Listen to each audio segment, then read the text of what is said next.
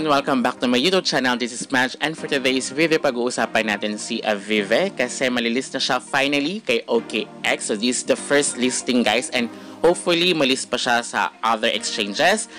And kung nagsipag ba kayo mag-mine, guys, dahil maraming lumalabas na rumors or mga na nasa 200 plus daw ang isang Avive. But we'll never know, diba? So, pero ngayon natin malalaman yan. So, check natin yan, guys.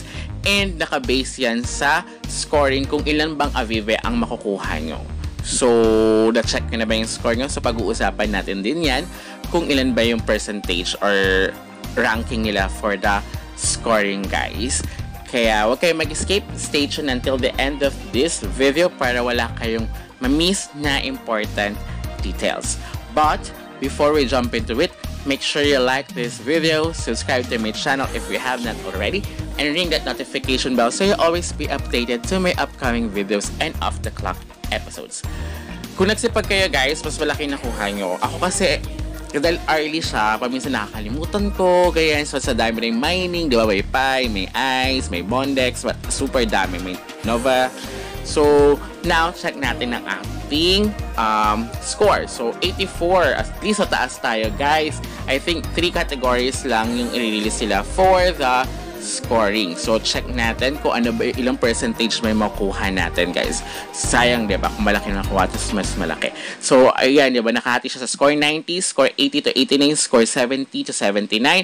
So pag naka 90 ka, 30% yan, then the remaining hatiin siya within 18 months, and then yung 30% nga na makuha nyo, hatiin yan sa dalawa, and then yung pangalawa within 5 days after the listing yung makukuha. So same goes with the other so nandito tayo sa 22.5%, then 75. So nga mas mahaba sa atin, 22 months sa akin. So kayo ba? Ngayon check na natin kung magkano nga ba siya. 5.56. So, malaki-laki na rin siya, I guess. Depende kasi yan kung ilan nga, diba? 22 po. 37 lang nakuha natin. So, 70 plus. So, tama. 22.5.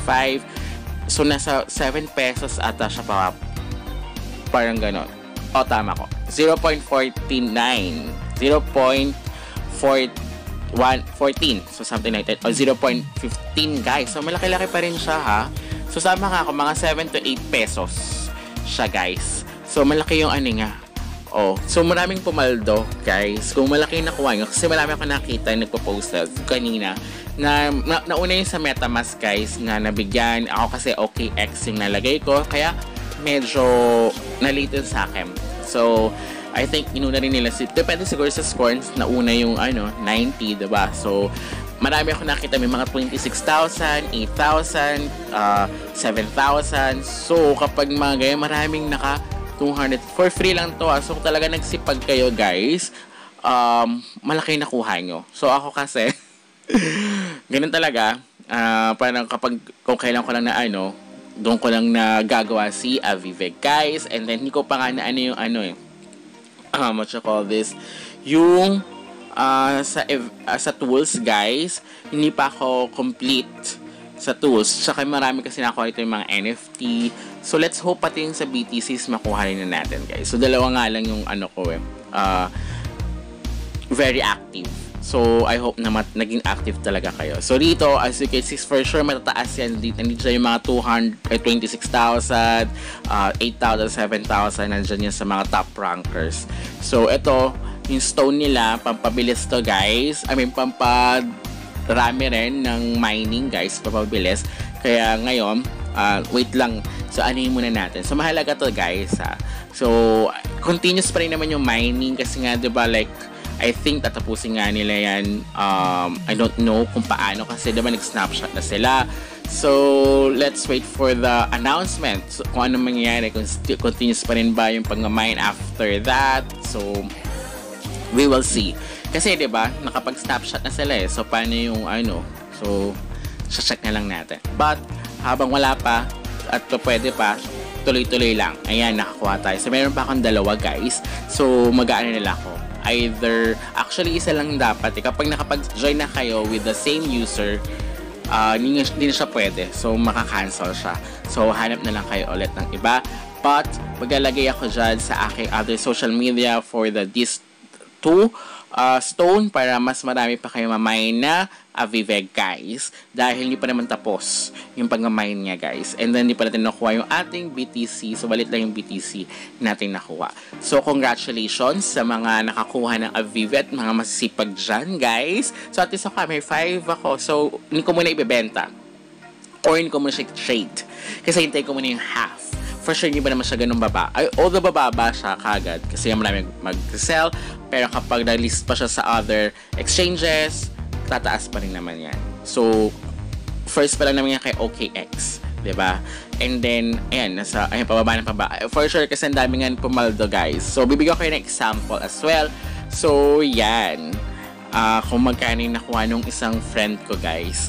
Mapakita ko sa inyo.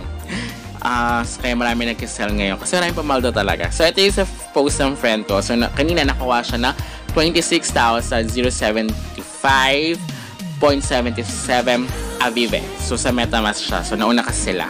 Kaya talaga nakapag-post sila. So, kapag tinimes ngayon, hindi natin gagawin 0.15 kasi diba 0.14 sabihin natin. So, times yung pinaka-minimum, 55 pesos. So, 200,783, guys. Half pa lang yan. So, kapag after 5 days, ganyan pa rin yung price ni Avive or mas mataas, mas malaki pa. So, diba, times 2 mo yan. So, ganun yung makuha niya. Ang score niya kasi nasa 90. So, 30% yung nakuha niya. So, 30% pa lang yung 26. 15%, sorry. 15% pa lang yung 26 niya, 'di ba? So ang laki nung na-mine niya, guys, 'di ba? So yung aking upline, actually 7,000 atin sa kanya. So pupatak yun ng 2,000.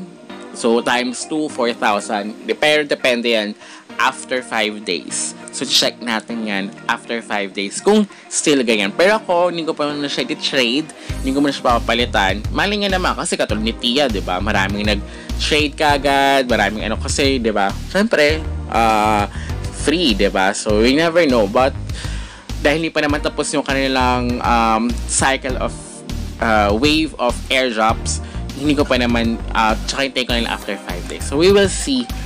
Malay nga magkatotoo yung mga rumors na lumalabas na 200 plus, 'di ba?